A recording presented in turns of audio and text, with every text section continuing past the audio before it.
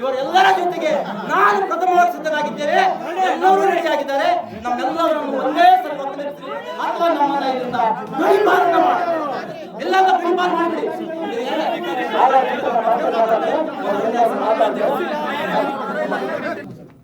ಯಾಕಂದ್ರೆ ಆದಂತಹ ಘಟನೆಗಳು ಮತ್ತೆ ಮರುಕಳಿಸೋದು ಬೇಡ. ಒಂದನೇದು. ಆಮೇಲೆ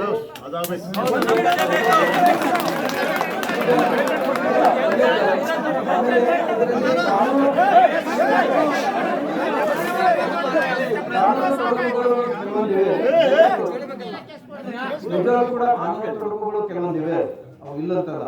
ಅವರು ಫಾರೆಸ್ಟ್ ಆಫೀಸರ್ಸ್ ಕೆಲವೊಂದು ವಿಷಯಗಳನ್ನು ನಿಮ್ಮೊಂದಿಗೆ ಹಂಚಿಕೊಳ್ತಾರೆ. ಯಾಕಂದ್ರೆ ನಿಮ್ಮ ಲೆಟರ್ ಏನದಲ್ಲ ಚರ್ಚಿಸುವುದಕ್ಕಾಗಿ ಅಂತ ಹೇಳಿ ಬಂದಿತ್ತು, ಅದಲ್ಲ. ಈಗ ಅದಕ್ಕೆ ನಾನು SF ಒಳಗಡೆ ಮಾತಾಡಿದೆ. ಆಕ್ಚುಲಿ ಚರ್ಚೆ ಅಷ್ಟೇ ಮಾಡ್ಬೋದಿತ್ತು, ಬಟ್ ಇದು ಈ ರೀತಿ ಹೋಗಿದ್ದು ನನಗೆ ಗೊತ್ತಿಲ್ಲ.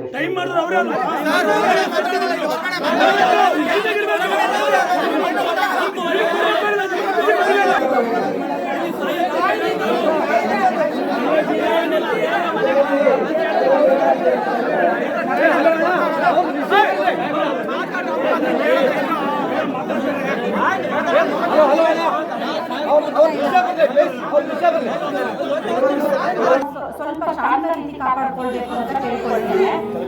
ಇಲ್ಲ ಅಂತಂದ್ರೆ ನಾನೇನ್ ಮಾತಾಡ್ತೀನಿ,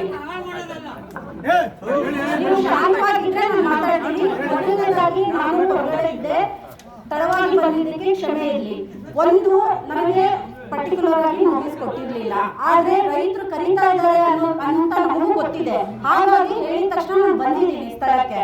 ಆಯ್ತಾ, ನಾವೇನ್ ನಿಮ್ಮಿಂದ ಎಲ್ಲೂ ಓಡೋಗಲ್ಲ. ಯಾಕಂದ್ರೆ ನೀವಿಲ್ಲದೆ ಫಾರೆಸ್ಟ್ ಇಲ್ಲ ಅಲ್ವಾ, ಎಲ್ಲರೂ ಸೇರಿ ನಾವು ಕಾಪಾಡ್ಕೊಳ್ತಾ ಇರೋದು ಅರಣ್ಯನ.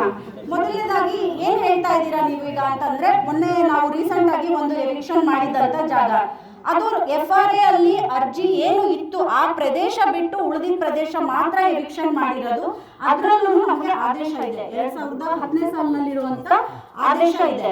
ಅದರಲ್ಲಿ ಹೇಗಿದೆ ಆದೇಶ, ಅದನ್ನ ಪಾಲನೆ ಮಾಡಿದೀವಿ. ಕಾನೂನಾತ್ಮಕವಾಗಿ ಏನ್ ಕ್ರಮ ಕೈಗೊಳ್ಬೇಕಿತ್ತು ಅದನ್ನ ಕ್ರಮ ಕೈಗೊಂಡಿದೀವಿ. ಅದ್ರ ಹೊರತುಪಡಿಸಾಗಿ FRA ಅಂಡರ್ ಯಾರ್ದು ಅರ್ಜಿಗಳಿದೆ ಅವು ಯಾವನ್ನೂ ನಾವು ಒಕ್ಕಲೆಬ್ಸಿಲ್ಲ. ಮೇಡಮ್, ನಾನೇ ಇದ್ದೀನಿ.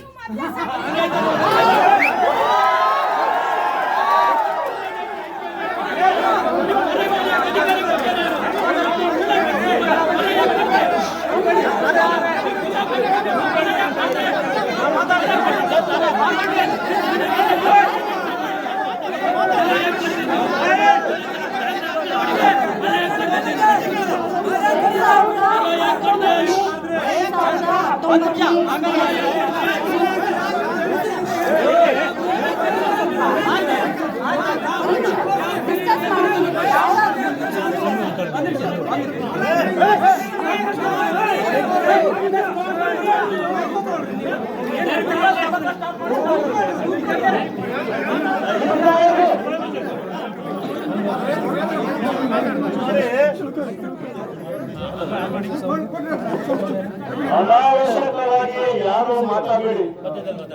ಇವತ್ತು ನಾನೇ ನಿಮ್ ಜೊತೆ ಇದ್ದೇನೆ, 34 ವರ್ಷದವರೆಗೂ ನಿಮ್ ಜೊತೆ ನಾ ಇದ್ದೇನೆ, ಮುಂದೆ ನಾನೇ